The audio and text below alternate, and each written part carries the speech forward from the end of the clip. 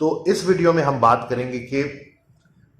एक ऐसी मिसाल है हमारे पास कि जिससे बढ़कर कोई और मिसाल है ही नहीं। हमारे प्यारे नबी हज़रत मोहम्मद सल्लल्लाहु अलैहि वसल्लम,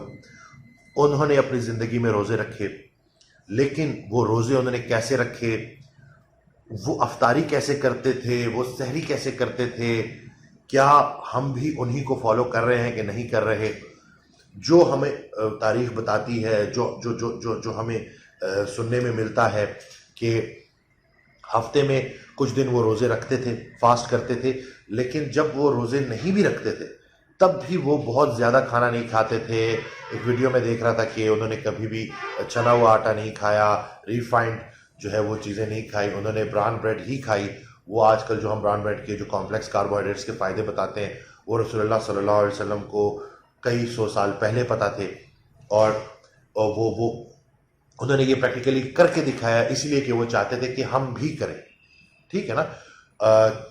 कि अभी हम देखते हैं कि लेट्स से किसी का पेट निकला हुआ होता है, तो हमें पता है कि यहाँ जो पेट के ऊपर जो फैट है वो कोई खामोश चीज़ नहीं है, वो अंदर बॉडी के अंदर उससे ज़्यादा इन्फ्लेमेटरी सेल और कोई है ही नहीं, और वो बहुत ख़तरनाक बीमारियों को जन्म देता है। रसूलुल्लाह सल्लल्लाहु अलैहि वसल्लम भी निकले हुए पेट को जो है वो पसंद नहीं फरमाते थे, और उन्होंने जो है जिन जिन जिन सहाबा का जिनका भी ज़रा सा पेट अगर बाहर होता था तो उनको वो इस बात पे कहते थे कि ये बाहर नहीं होना चाहिए, इस चीज़ को लेके वो कंसर्न थे। और आज हम जो देखते हैं तो वाकई ये सारी बातें बिल्कुल हकीकत हैं। इसमें सुभान अल्लाह, मतलब कोई बंदा भी इस चीज़ से इसके अगेंस्ट नहीं जा सकता, ना साइंस जा सकती, ना कोई इंसान जा सकता है। तो और जो इंटरमिटेंट फास्टिंग जो है, जो फास्ट करना है, चाहे वो इबादत की फॉर्म में, रमज़ान की फॉर्म में है, या वैसे ही आपने थेराप्यूटिक, या आपको डायबिटीज़ है, और या आपको और लाइफ स्टाइल रिलेटेड डिजीज़ है और आपने उनको ठीक करना है। इस वक्त हम डायबिटीज़ की बात करेंगे, तो उसमें 16 घंटे का रोज़ा, कुछ मतलब ये नहीं कि कुछ खाना नहीं है, कोई कैलोरीज नहीं देनी, पानी आप पी सकते हैं, और जो है 8 घंटे के बीच में आपने खाना है। लेकिन उस 8 घंटे के बीच में भी वो चीज़ें खानी हैं जो फ़ायदेमंद हैं, जो हेल्दी हैं, जिनकी रिक्वायरमेंट है आपकी बॉडी को, प्रोटीन को पूरा रखना है, कॉम्प्लेक्स कार्बोहाइड्रेट्स खाने हैं। ऐसा नहीं करना कि जैसे हम रमज़ान में करते हैं कि समोसे, पकोड़े, फ्रूट चाट, उसमें भी चीनी डाल दी, क्रीम डाल दिया, सुबह पराठे खा के सो गए। तो अगर तो आप सही मानों में सही तरह से डाइट को फॉलो करेंगे,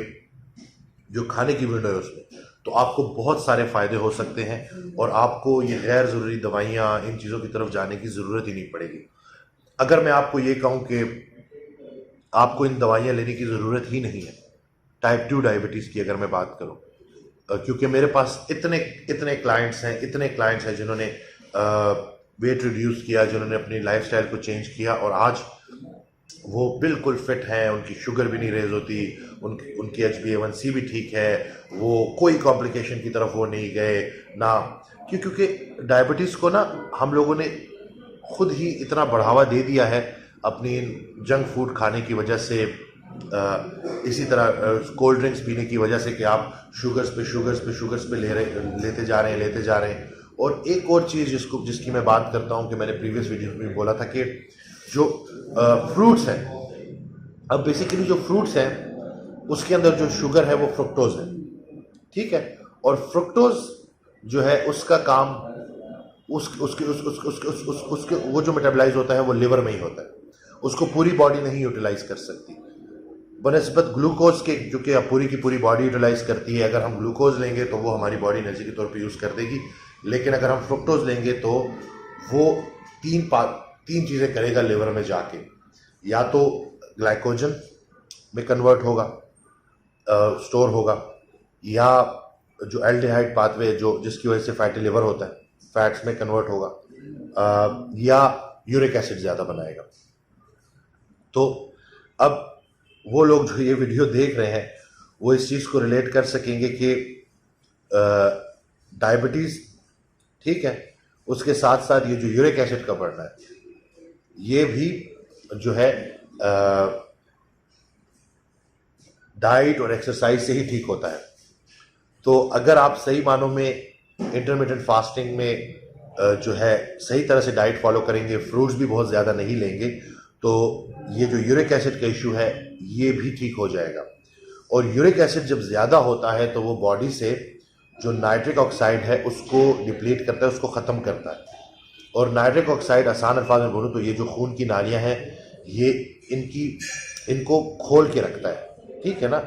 इनको डायलेट करके रखता है, इनको खुला रखता है ताकि खून की सप्लाई इसी तरह से होती रहे। लेकिन जब ये नहीं होगा तो ये जो है कंस्ट्रिक्ट कर जाएंगी, और जब ये पूरी जिस्म में कंस्ट्रिक्शन होगी तो उसको हम क्या कहते हैं अपनी एक दूसरी ज़बान में, अगर हम आसान उसमें या आपके उसमें जो इजीली आप समझ सकें, वो है हाइपरटेंशन। हाइपरटेंशन जो है ब्लड प्रेशर का बढ़ना, ये भी इससे लिंक हो गया, मतलब ये कंट्रीब्यूट कर सकता है इसी तरफ। तो सिर्फ इस एक डाइट को एडजस्ट करने से, फास्ट करने से और खाने की विंडो में फ्रुक्टोज की इस्तेमाल को कम करने से ना सिर्फ आपका जो है डायबिटीज़ ठीक होगा, बल्कि आपका जो ब्लड प्रेशर है वो भी कंट्रोल हो जाएगा, और साथ साथ यूरिक एसिड का प्रॉब्लम भी ठीक हो जाएगा।